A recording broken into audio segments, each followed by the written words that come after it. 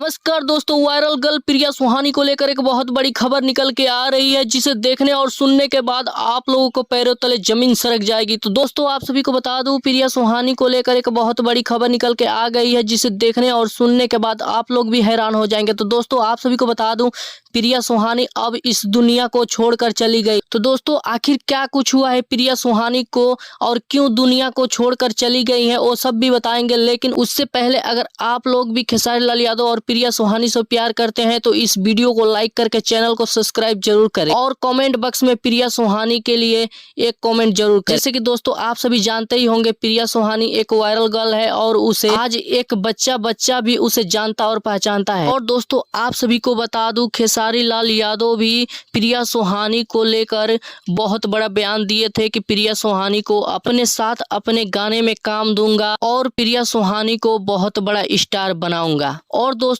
आप सभी को बता दूं, प्रिया सुहानी को पूरे देश भर से छोटे बड़े कलाकार से वो ऑफर आ रहा था और प्रिया सुहानी ने उन लोगों के साथ काम करने के लिए राजी भी हो गई थी। इस बीचों बीच ऐसा कुछ हो गया है जिसे सुनने के बाद आप लोग भी चौंक जाएंगे। तो दोस्तों आप सभी को बता दूं, खेसारी लाल यादव के साथ प्रिया सुहानी ने काम करने के लिए राजी भी हो गई थी।